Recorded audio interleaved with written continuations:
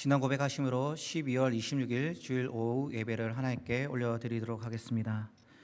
전능하사 천지를 만드신 하나님 아버지를 내가 믿사오며 그 외아들 우리 주 예수 그리스도를 믿사오니 이는 성령으로 잉태하사 동정녀 마리아에게 나시고 본디오 빌라도에게 고난을 받으사 십자가에 못 박혀 죽으시고 장사한 지 사흘 만에 죽은 자 가운데서 다시 살아나시며 하늘에 오르사 전능하신 하나님 편에 앉아 계시다가 죄례로서 산 자와 죽은 자를 심판하러 오시리라.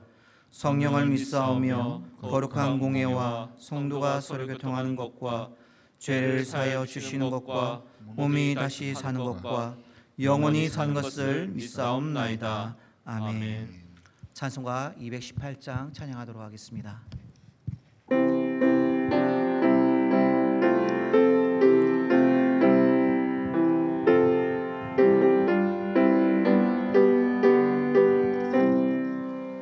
내 마음과 정성을 다하여서 주 너의 하나님을 사랑하라. 내 몸을 아끼고 사랑하니 형제와 이웃을 사랑하라. 주께서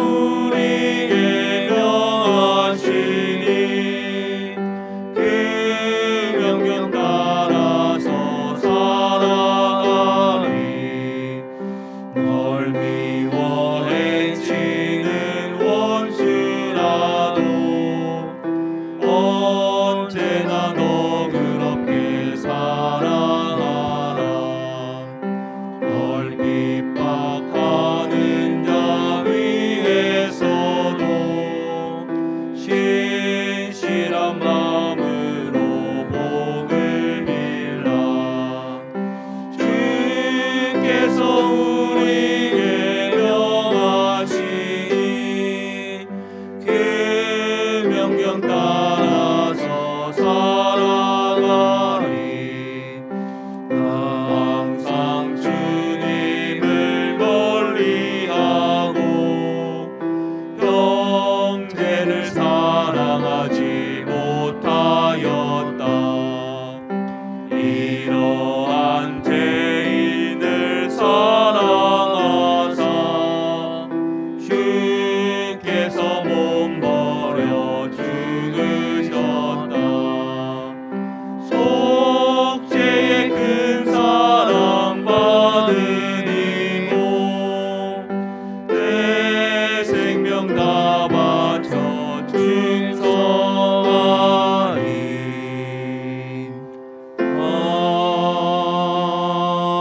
아멘. 이 시간 함께 할 말씀 보도록 하겠습니다. 말씀은 신명기 24장입니다.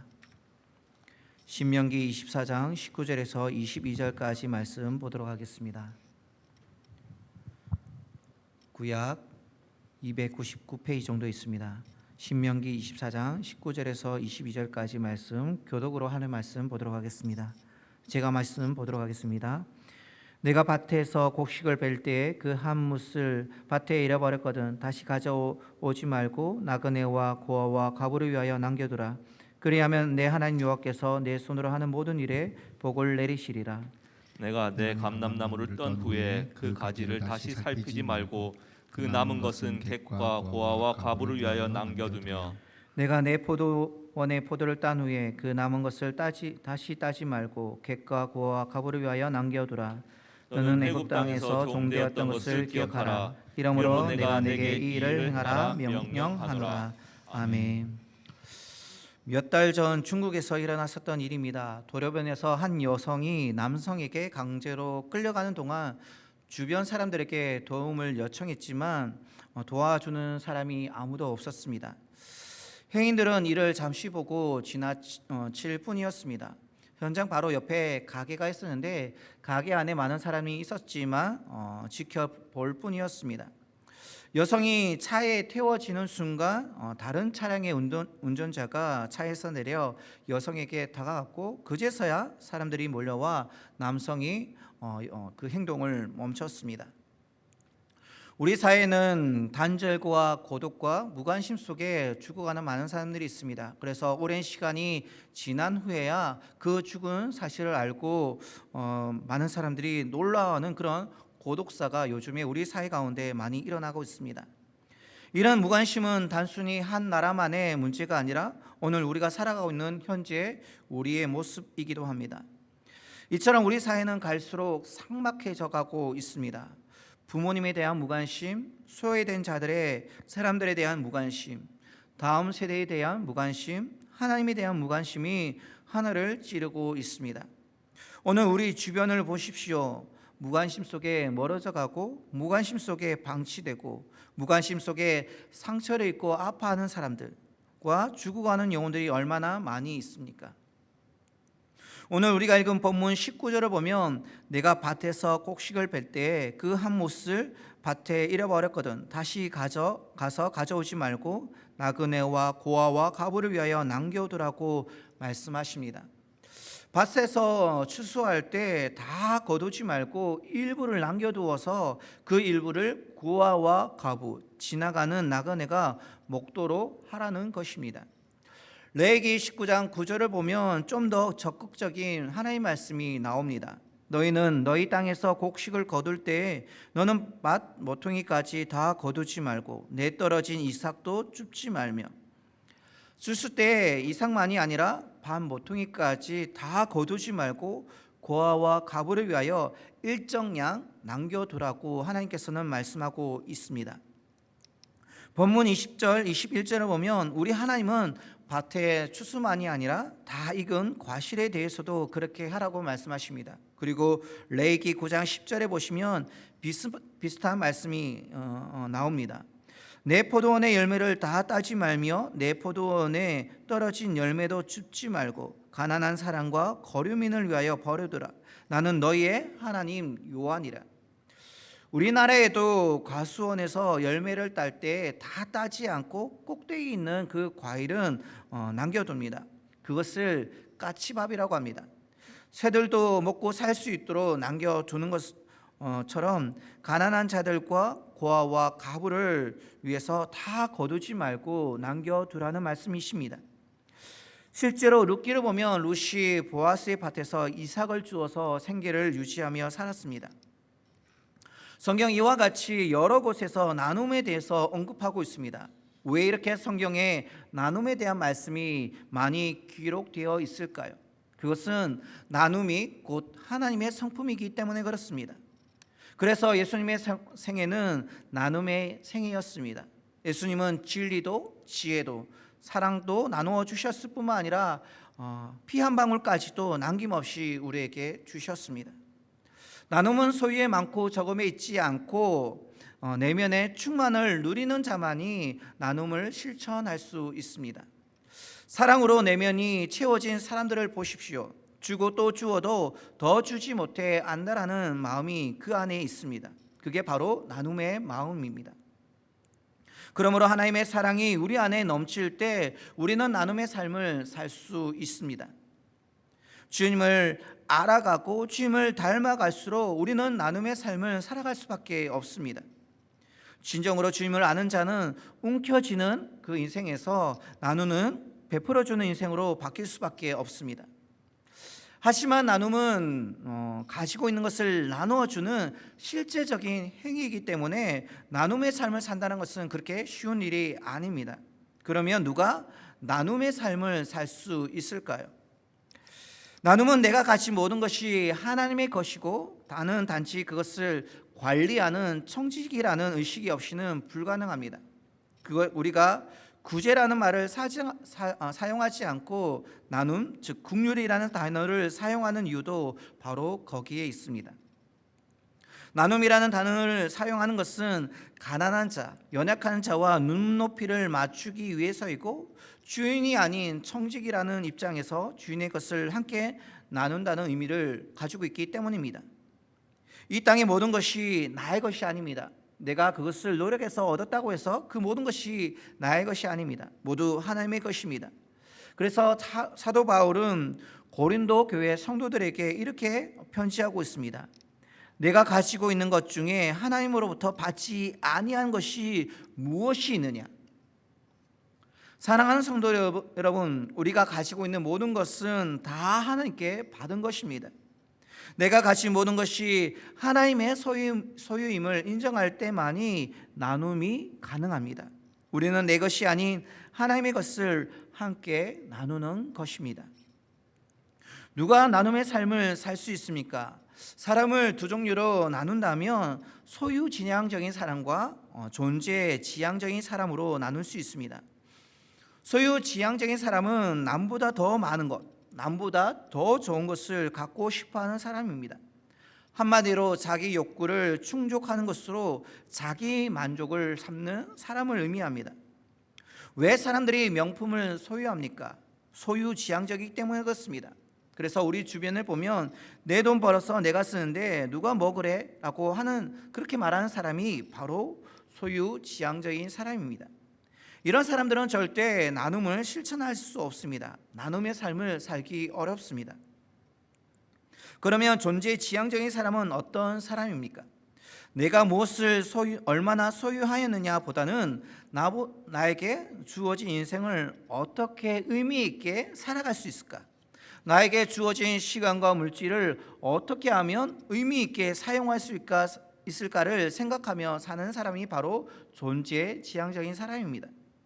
한마디로 소유보다는 의미에 더 집중하는 사람인 것이죠.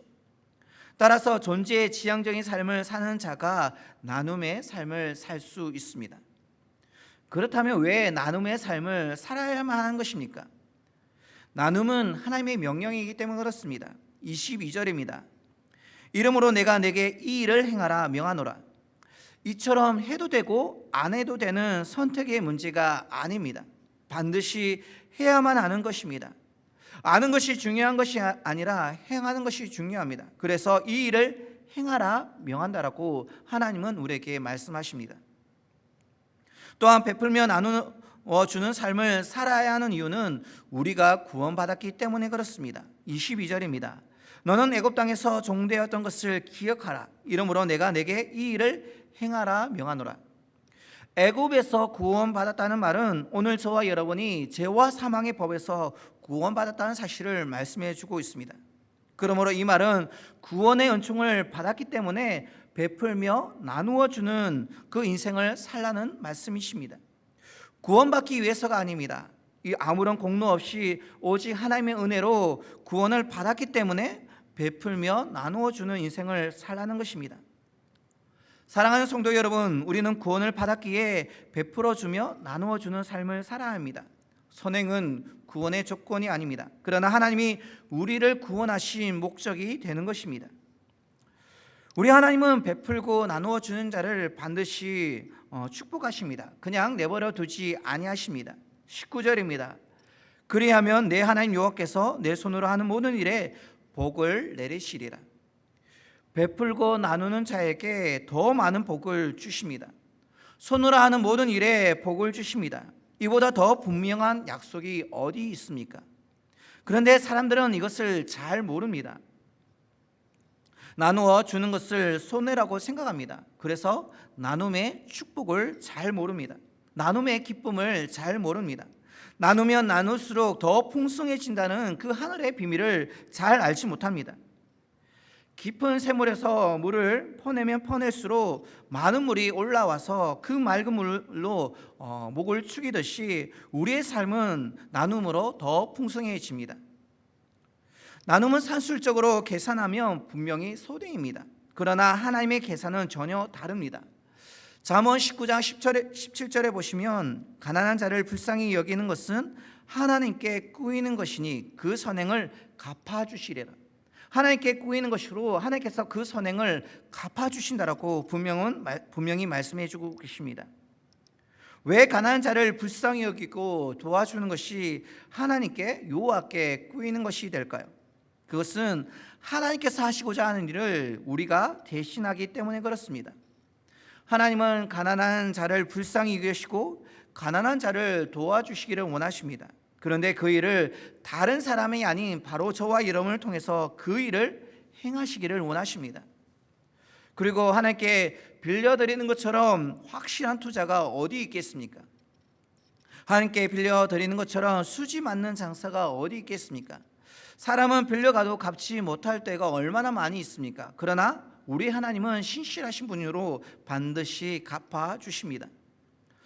보아스를 보십시오. 이방 여인 룻이 시어머니를 모시고 힘들게 살아가는 모습을 보고 자기 밭에 이삭을 남겨두어 그에게 많은 양식을 거둘 수 있도록 배려하였습니다. 그랬더니 하나님께서 다윗의 증조부가 되며 예수님의 족보에 오르는 축복을 허락하셨습니다. 사도행전을 보면 다비다라는 사람이 나옵니다. 다비다는 선행을 많이 하였습니다. 그런데 어느 날 갑자기 죽었습니다. 다비다가 죽자 그로부터 많은 도움을 받았던 사람들이 베드로를 찾아와 평소에 그가 지어준 속옷과 겉옷을 내어 보이며 그의 죽음을 안타까워했습니다. 베드로는 그의 죽음을 너무 안타까워하는 모습을 보고 무릎을 꿇고 간절히 기도했습니다. 그러자 죽었던 다비다가 눈을 뜨며 일어났습니다. 기적이 일어났던 것입니다. 또 사도행전 10장을 보면 고넬료가 나옵니다. 그런데 이 사람은 이방 이달리아 군대의 백부장이었음에도 불구하고 하나님을 경외했던 사람입니다. 시간을 정해놓고 기도했습니다. 그런데 기도만 했던 것이 아니라 백성을 많이 구제함으로 그리스도의 사랑을 몸소 실천했던 그러한 인물이었습니다.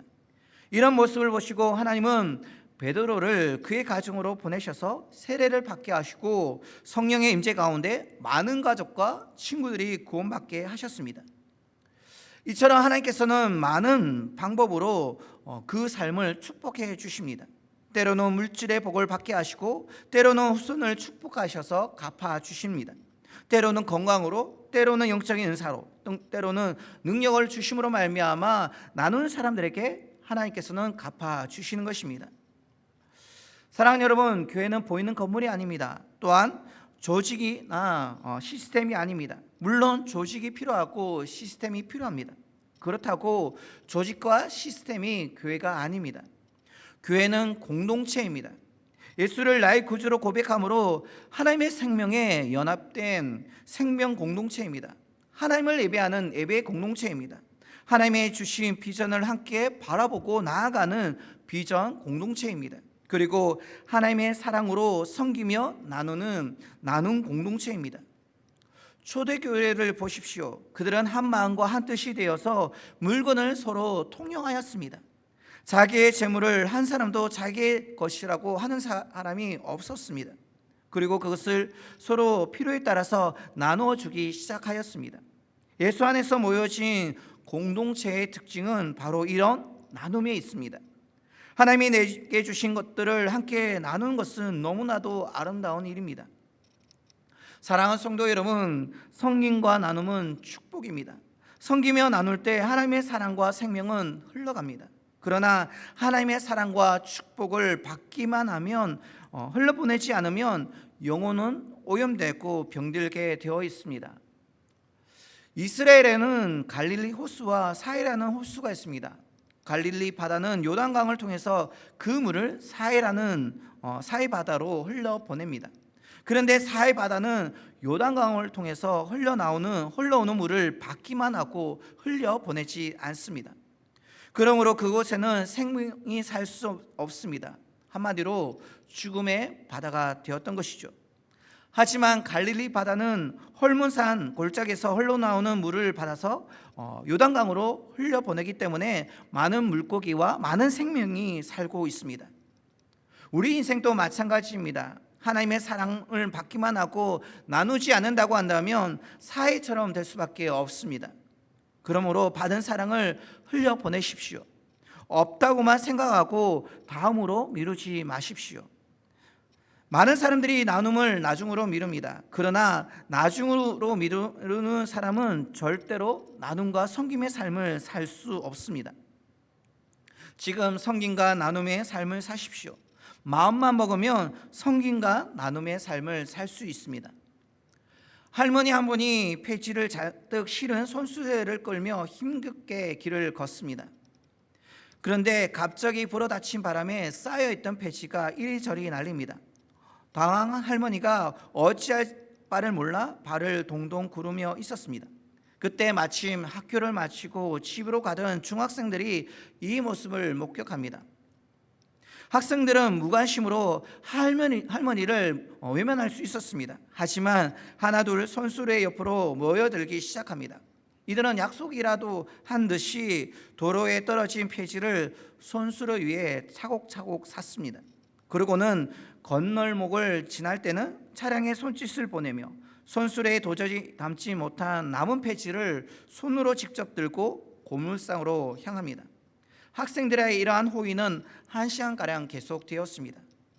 학생들에게 큰 능력은 없었습니다. 그 폐지를 살 수 있는 돈도 없었습니다. 하지만 마음을 모으고 작은 손 하나하나 모여서 하나님의 할머니에게 큰 도움을 드릴 수 있었습니다.